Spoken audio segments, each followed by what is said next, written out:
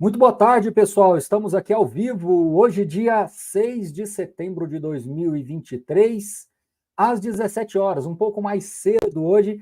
A gente vai falar com vocês sobre o TRBL11, né? O Telos Rio Bravo Logística. Bom, a gente abriu um box de perguntas para que a gente pudesse coletar algumas das dúvidas que vocês nos mandam sempre nas redes sociais, mas aproveitamos para responder essas perguntas de uma maneira mais fluida. Preparamos alguns slides, até agradeço todo o time aqui que nos ajuda na preparação desse conteúdo. Então, a gente vai responder para vocês naturalmente, gradativamente, ao passo que os slides vão sendo apresentados. Curiosamente, alguns fundos não conheciam, algumas pessoas não conheciam esse fundo. Que interessante, né? Na verdade, esse fundo existe lá desde 2012, uma parceria com a SDI, né? Junto da XP, que tinha a originação ali do fundo, do ativo que hoje, inclusive, está sendo vendido, né? Duque de Caxias, que a gente vai falar um pouco mais adiante. Então, esse foi o nascimento desse fundo há mais de 10 anos atrás.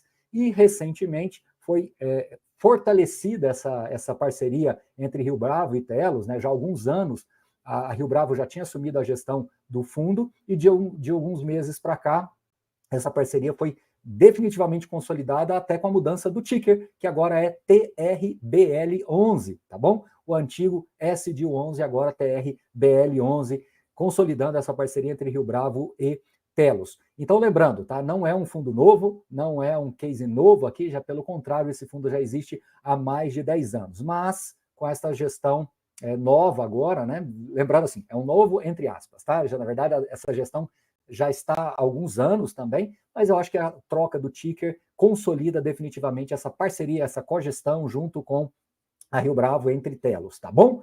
Bom, antes disso eu quero lembrar a todos vocês, evento gratuito, seu ingresso descomplicado para a Bolsa de Valores, você entender como é que é essa dinâmica de renda mensal, o link está na descrição aqui do vídeo, então participe, garanta o seu ingresso aí gratuitamente, um evento gratuito, tá bom? O ingresso descomplicado para a Bolsa de Valores. Vamos lá, deixa eu compartilhar a tela com vocês. Como eu disse, a ideia aqui é que a gente vá tirando as dúvidas de vocês naturalmente. Deixa só eu tirar este banner aqui, para que a gente possa fluir melhor com os nossos slides. Então, vamos lá. Primeiro, é um fundo de 612 milhões, 63 mil cotistas, uma liquidez diária de 800 mil reais, são 5 imóveis, uma BL total de quase 320 mil metros quadrados e uma vacância residual de 0,6. Então aqui a gente já traz também algumas das dúvidas, as pessoas querendo entender um pouquinho melhor como é que estava a vacância do fundo, é uma vacância hoje residual, né? A gente nem considera uma vacância significativa inferior a 1%, então é uma vacância residual. Lembrando que os dados foram coletados aí do relatório gerencial último disponível aí no Status Invest, com base no fechamento de mercado, os dados que a gente vai apresentar aqui, com base no fechamento de mercado de 4 de setembro de 2023. Com relação à base de cotistas, o fundo ele veio crescendo os seus investidores, a quantidade de investidores ali desde 2019, foi uma mudança significativa de patamar, saiu ali de 5.400 investidores para quase 66 mil investidores aí até o final do ano passado. Porém, nesse semestre, ele perdeu um pouquinho de cotistas, aí cerca de 3 mil investidores. Muito possivelmente, inclusive é um dos temas que a gente vai abordar, por uma questão aí da renda, né, que já tinha-se um desenho, uma expectativa de que a renda poderia diminuir, então possivelmente alguns investidores optaram por sair do fundo, mas conforme a gente vai até pontuar aqui, tem alguns ganhos de capital para serem reconhecidos, algumas outras coisas para acontecer no fundo aí pelos próximos meses, então muito possivelmente você pode ganhar tração de novo. Aqui é só é apenas uma expectativa, não dá para a gente saber se realmente isso vai acontecer.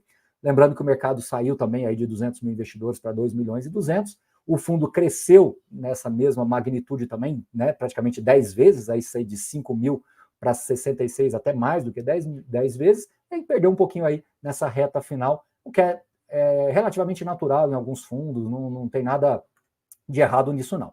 Com relação ao retorno, o fundo vinha muito bem ali até 2019, quando veio a pandemia, e de lá para cá, de fato, ele teve um pouco mais de dificuldade de retomar aí acima do benchmark de IPCA mais 6, que é um benchmark que a gente sempre gosta aqui de olhar. Mas se vocês observarem, dentro do retorno total, o fundo vem entregando acima do 100% do CDI, acima do IFIX e acima do próprio IPCA. O benchmark IPCA mais 6 é um benchmark bastante assim, ousado, né? alguns fundos, de fato, não conseguem chegar até ele. Nesse caso especificamente aqui, a minha leitura é de que a gente precisa agora desse novo ciclo do fundo, de desinvestimento, de gestão ativa, de redução de alavancagem, de melhora do ponto de vista de portfólio, como a gente já está vendo a vacância caminhando para zero. O fundo teve que passar por várias reformas em ativos, vários investimentos foram feitos, aquisições com alavancagem. Então, vários desafios foram superados e o fundo agora, na minha leitura, ele entra num novo ciclo. Então, é natural que o fundo possa buscar esse IPCA mais 6 ao longo dos próximos meses.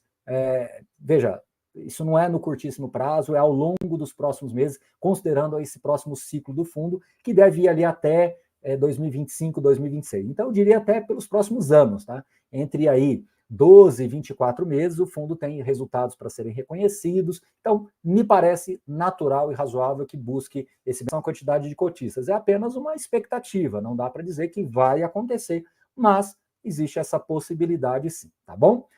Como a gente sempre gosta de falar para vocês, é muito diferente você ver o fundo imobiliário com e sem reinvestimento, né? Então, a linha vermelha mostra o tanto que o fundo entrega resultado a partir do momento que você considera o reinvestimento dos seus rendimentos. Então, é muito importante que você tenha sempre a premissa de reinvestir os seus dividendos em fundos imobiliários. Claro, num dado momento da fase da sua vida, você vai, então, fruir desses rendimentos, aí é uma outra situação, você já não vai ter mais tanta expectativa assim de valorização de patrimônio, até porque você vai usufruir dos rendimentos, então a ideia vai ser essa mesma, né? Ter uma carteira previdenciária.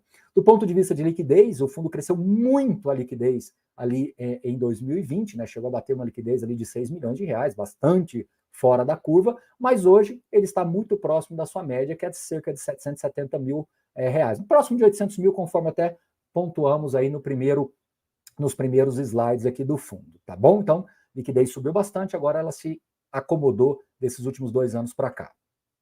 Do ponto de vista de histórico de valor patrimonial, o fundo ele está mais ou menos ali dentro da média, tá? A média do valor patrimonial é de 97,09 e hoje ele está 95,71, um pouco abaixo da média, muito em função também de reavaliações patrimoniais que devem começar a vir de maneira mais positiva com esse ciclo de baixa de juros, e também porque agora a alavancagem vai ficar melhor equacionada dentro do fundo, então é natural que você possa também ter uma retomada do valor patrimonial para as médias ou até acima das médias, conforme a gente viu ali em 2013 até 2015, e depois em 2020 até 2022, tá bom? Que seria acima dessa linha azul. Baroni, você está me dizendo que isso vai acontecer? Não, eu estou dizendo que isso é possível que aconteça. Então, estamos tentando aqui trabalhar com possibilidades, né? Então, me parece razoável pensar nesta possibilidade. Do ponto de vista de PVP histórico, né, o fundo já chegou a negociar com desconto de 0,57, mas também já negociou 1,62, né? Teve um pico ali entre 2019 e 2020. A média é 0,95 e hoje ele está com um pouco de ágio, 1,04. De novo, né? A média é negociar com um pouco de desconto, hoje ele está negociando com um pouco de ágio. Talvez o mercado já começou a fazer essa leitura de que eu estou trazendo para vocês, de que o fundo está entrando num novo ciclo, e vocês vão entender isso já já, inclusive foi uma das perguntas aqui mais recorrentes aí sobre essa questão, né? Da gestão ativa do fundo que foi recém-anunciada. Do ponto de vista de dividend yield, o fundo já teve dividendo baixo, já teve dividendo muito alto, e hoje ele está perto da média, que se você olhar na perspectiva de um fundo de logística, um fundo que tem uma certa segurança contratual, né, que é a média perto de 9, e hoje ele está aí 9,7. Me parece bastante razoável também, quando eu digo razoável, aqui é um entre aspas, eu digo no sentido positivo, né, bastante positivo de que você tem um yield atrativo e competitivo frente aos seus pares de mercado, tá bom? Falando um pouquinho de spread de NTN-B, o spread também já teve muito baixo, já teve muito alto, até alto demais, mas a média, o mercado sempre colocou um pouco mais de prêmio de risco no SDIL hoje TRBL, né? 3,49 normalmente é um spread um pouco acima dos logísticos mais tradicionais. E hoje ele está negociando com spread de 4,43, o que denota, combinando a histórico PVP, combinando o dividend yield, combinando este gráfico, mostra que o fundo está em condições interessantes no geral de mercado, tá bom? Lembrando que não é nenhum tipo aqui de recomendação para vocês, é só tentando trazer um pouco do panorama do fundo atualmente. Ponto de vista de rendimentos, tá? Ele já distribuiu mais no passado, teve seus desafios ali em 2016, quando começou a abrir vacância, depois o fundo mudou de gestora, começou a fazer reformas, renovar portfólio, aquisições, aí teve a pandemia, todos aqueles arranjos, e depois ele reencontrou o seu caminho aí de crescimento dos rendimentos, e agora teve uma queda nos rendimentos, e vocês vão entender por isso daqui a pouquinho. Mas hoje ele está distribuindo acima da sua média histórica de 0,67. Claro, poderia ter sido melhor, alguns outros fundos de logística conseguiram resultados melhores, sim, justamente porque são fundos que têm mais musculatura, mais robustez. O TRBL está começando a buscar isso agora, tentou um primeiro movimento, mas depois teve a queda nas cotações, agora a queda nos rendimentos, mas a gente entende que o caminho dele possa ser mais em linha com seus pares, de voltar a crescer o portfólio em algum momento, até porque o fundo está negociando com ágio, pode em algum momento vir emissões, pode voltar a crescer, tem as vendas que vão reduzir a alavancagem, vai dar um pouco mais assim de tranquilidade para os investidores. Vamos ver como é que vai ser o comportamento. E esse gráfico, essa planilha aí, ela é muito importante, ela foi extraída do relatório gerencial. Isso que está em vermelho mostra uma das perguntas aqui que mais chegaram para a gente. Por que os rendimentos caíram? Porque se você olhar a despesa do CRI, né? Despesa de CRI, que é uma despesa financeira, que é justamente em função da alavancagem. Veja que até abril de 23 não transitava esta despesa financeira. Então o fundo tinha um resultado muito mais consistente. E de maio para cá, o fundo passou a ter uma despesa financeira na faixa de 1.300.000, quase 1.400.000, né? Em julho foi para 1.400.000, e com isso fez com que o rendimento por cota fosse diminuído. Ainda tem 15 centavos de reservas acumuladas, mas em algum momento aí o fundo vai começar a reconhecer ganho de capital e aí sim ele vai poder dar mais consistência nessa distribuição, tá certo? Mas o motivo da queda, conforme vocês perguntaram, é justamente esse. Não mudou nada assim, no macro do fundo não mudou nada. O que mudou é que você tinha uma alavancagem que foi feita e tinha carência, né? E essa carência terminou, e ao terminar essa carência, o fundo passou, então, a ter essa despesa, a incorrer nessa despesa financeira, tá? Seguindo aqui em frente, aqui é só um desdobramento um pouquinho mais detalhado, né, dessas despesas. Então, a despesa do CRI, aí praticamente 2/3 é a despesa desse CRI. Aí você tem a despesa de administração, taxa de administração e gestão e outras despesas gerais. Mas veja que o que realmente impactou foram as despesas financeiras com esse CRI de 2/3 aí do capital. Em termos de portfólio, como eu disse lá no primeiro slide, o fundo tem 5 imóveis, sendo 2 deles no estado de São Paulo, 2 deles no Rio de Janeiro e 1 em Minas Gerais, né? Mais especificamente em Contagem. A gente vai falar sobre isso daqui a pouco. Aí, ó, esse slide aí, ele mostra muito bem aonde estão esses imóveis. Então, indiscutivelmente, o Centro Logística Contagem é o mais relevante do portfólio, aí com 37,3% das receitas, locado para os Correios, a gente vai até falar isso daqui a pouco, num contrato atípico, né?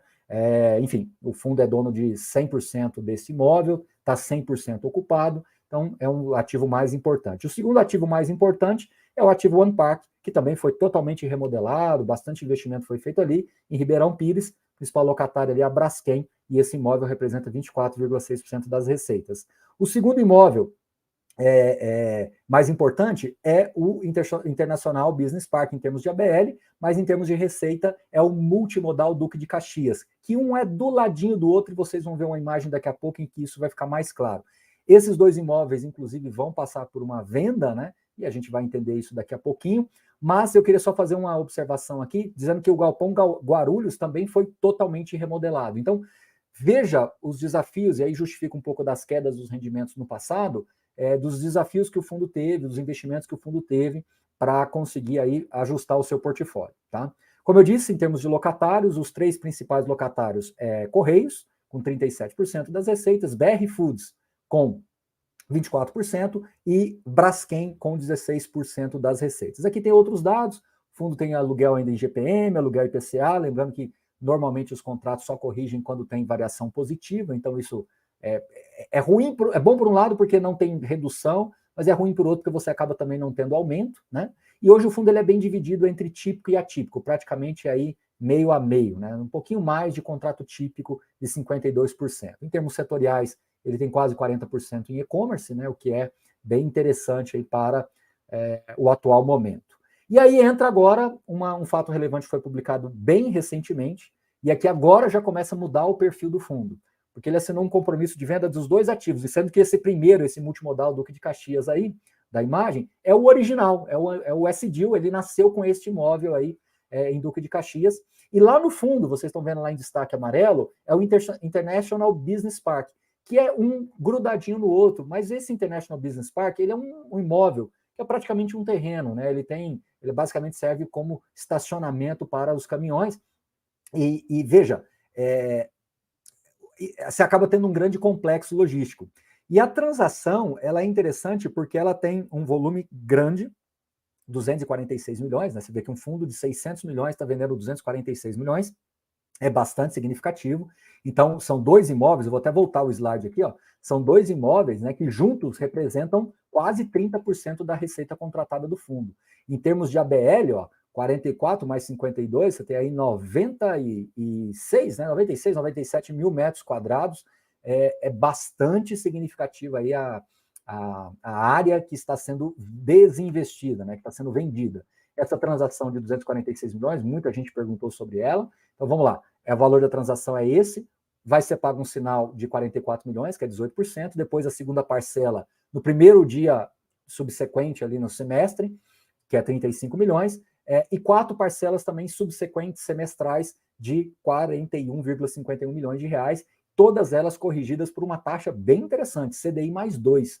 Isso deixa o capital bem remunerado aí ao longo do tempo. Então, olha, se você fizer uma conta simples, você vai perceber que até 2026 esse fundo vai ter muito ganho de capital para ser reconhecido e transitado pelo caixa. Consequentemente, um lucro total estimado, pode sofrer alterações, de R$10 por cota, R$10,05. É muito rendimento por cota, destrava um valor importante para o fundo, por isso agora que vocês vão entender, desde o meu primeiro minuto aqui, que na minha leitura, o TRBL, né, o antigo S-Deal, está entrando num novo momento, num novo ciclo de vida aí do fundo. Vamos ver se realmente essas premissas vão se confirmar, se todos esses negócios vão avançar, né? Mas, Baroni, o que a gestão vai fazer com os recursos em caixa? Bom, eu acho que aí tem alternativas, né? Tem opcionalidades que podem ser feitas. Uma delas passa em redução de alavancagem, que a gente vai falar daqui a pouquinho. Mas só para fechar aqui, em termos de contrato, o fundo está bastante elástico, né? Tem um prazo médio de 7,5 anos, é bastante. Então, a maioria dos contratos, mais de 2/3 dos contratos vencem, não, mais não, né? Quase 2/3 dos contratos vencem depois de 2030. Então, isso dá bastante conforto para o fundo. E quando você olha aqui no imóvel de contagem, né? Que é o principal, que é do Correios, ele vence só em 2034. O outro ativo agora que deve passar por alguma negociação, né, é o da Braskem, que vence agora em 2023, e da BR Foods, ele vai ser vendido. Então isso tende a trazer novos contratos para o fundo também, enfim, isso pode até melhorar o prazo médio contratual. Vamos ver. O que vai acontecer, vamos voltar aqui, me permita voltar, o que vai acontecer é que o portfólio vai ficar pequenininho, né? Então, assim, ele vende 2 de 5 imóveis, que é o multimodal Duque de Caxias International Business Park, e sobram outros 3. Então, você vê que quando comparamos com seus pares, o TRBL vai ficar um fundo menor. Isso quer dizer que ele vai ser pior? Não necessariamente, ele só vai perder um pouco deste apelo, né, de portfólio. Ele vai ter que reconstruir o seu portfólio, desconcentrar as receitas da Braskem e dos Correios, né, porque a da BR Foods já vai ser naturalmente desconcentrada, justamente porque vai ser vendida, né? Mas você vai ter uma concentração em 2 locatários, então a gestão, aí de novo, Rio Bravo e Telos vão ter que trabalhar agora para voltar a crescer o portfólio, trazer novos imóveis, reduzir a alavancagem do fundo para que possa ganhar mais confiança também do mercado e seguir em linha com isso que eu acabei de falar para vocês, e que esse valor passa a ser definitivamente reconhecido pelos cotistas, né? O trabalho da gestão vem sendo muito bom do ponto de vista de locação. Então, como eu disse para vocês, a locação veio lá de 8%, né? Lá em 2021, e hoje está praticamente zero, né? 0,6% é uma vacância residual, como eu disse para vocês. Então, isso mostra que a gestão e a cogestão aí dos 2 players de mercado tem funcionado muito bem e diminuído a vacância do fundo. Aqui entra a outra parte da pergunta que muita gente fez para a gente, a alavancagem. é uma relação de alavancagem relativamente alta, né? 30% a relação da dívida com o patrimônio líquido é bastante coisa. Duas operações, a série 1, CDI mais 2, a série 2, IPCA mais 7,12, é um custo também significativamente alto, e ao que parece, boa parte dos recursos poderão ser usados para reduzir a alavancagem. Aí, eu queria até fazer aqui um elogio à gestão em trazer esse cronograma de amortização, é algo que a gente pede para os gestores, alguns gestores já têm se sensibilizado e trazido essa informação, mas é algo que seria importante que todos os gestores passassem a mostrar, que é o cronograma de amortização de principal. O que isso quer dizer? Você vai olhar para o fundo e vai falar assim, olha, 2023 está em carência, não tem nada para pagar. Em 2024, 5,8 milhões. Super tranquilo, muito, muito, muito tranquilo. Hoje o fundo tem aí 7, 8 milhões em caixa, mas ele vai receber esse valor aqui, ó, de 44 milhões a título de sinal. E logo no primeiro semestre de 24, ele deve receber mais 35 milhões. O que ele vai fazer? Bom, aí que a gente vai ter que esperar. Aí eu não consigo responder para vocês. Ele não tem uma necessidade de caixa para 2024, então ele está bastante tranquilo com relação a isso. Mas será que o fundo vai conseguir comprar outro imóvel? Porque aí vai ser que ser um imóvel de menor valor, né? Porque vai ter um caixa ali, fazendo uma conta rápida aqui, próximo a 100 milhões de reais no curto prazo. Você vai distribuir um pouco de ganho de capital, então vai ter alguma coisa ali entre 80 e 90 milhões de reais. Eu estou falando em grandes números, tá? De curto prazo para ser usado. Será que ele vai fazer uma outra aquisição? Será que ele vai fazer uma aquisição também parcelada, né, com essas obrigações a pagar? Será que ele vai pré-pagar a alavancagem, que é as obrigações aí, principalmente de 2025? Não é possível a gente ter essa resposta agora, tão direta para vocês. A gente tem que esperar um pouquinho mais as coisas acontecerem. Mas, se vocês olham, o risco maior do fundo está concentrado em 2025. Então, o que precisa acontecer? Se você olhar aqui, essas parcelas que vão transitar no caixa, né, de 41,51 milhões de reais, na minha leitura, elas são suficientes para pagar esse principal aqui de 2025. No mais, está bem equacionado, são valores relativamente baixos para o porte do fundo. Então, o ponto de atenção está em 2025.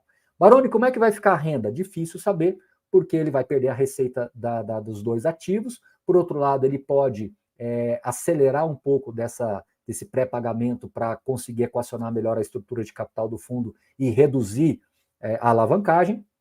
Não dá para saber. Mas, com ganho de capital de R$10 por cota, né, estimado, eu acho que a gestão vai conseguir trabalhar tranquilamente entre os semestres, acomodar esses fluxos de caixa entre os semestres, para que ele possa ter tempo suficiente para se organizar e aí voltar a crescer o fundo de maneira mais ordenada, tranquila, fazendo emissões tranquilamente, né? Ou mesmo comprando outros imóveis com os recursos que forem fluindo para o caixa. Então, a minha leitura é essa, que o fundo vai entrar numa fase em que o gestor, né, o cogestor, o gestor, vão ter tempo suficiente para estabelecer um novo plano de crescimento para o TRBL 11, tá certo? Bom, mais uma vez, quero lembrar a todos vocês que está aqui disponível no link da descrição um evento gratuito, seu ingresso descomplicado para a Bolsa de Valores, link na descrição, que vocês possam acessar aqui e entenderem melhor como é que vai funcionar essa dinâmica do evento. Pessoal, o que eu quero dizer para vocês é que eu procurei aqui, sinteticamente, responder os principais questionamentos que chegaram para a gente aqui, né, e os slides, eles fluíram bem justamente para que as respostas fossem dadas. Obviamente, o fundo vai entrar num novo momento, tá? Vai ser uma nova fase do fundo agora, com essa venda desses dois imóveis. Por outro lado, dá aquela sensação de que você vai ter agora uma concentração maior em ativos, tanto no Correios, né, quanto também na locação ali da Braskem, né, no ativo em Ribeirão Pires, mas, por outro lado também, a gestão unificada aí entre Telos e Rio Bravo vai ter a oportunidade de recriar as premissas aí do fundo para esse próximo ciclo que se avizinha, tá bom? Espero ter esclarecido, espero ter tirado as principais dúvidas de todos vocês. No mais, um grande abraço, um bom feriado, um bom descanso e até a próxima. Valeu!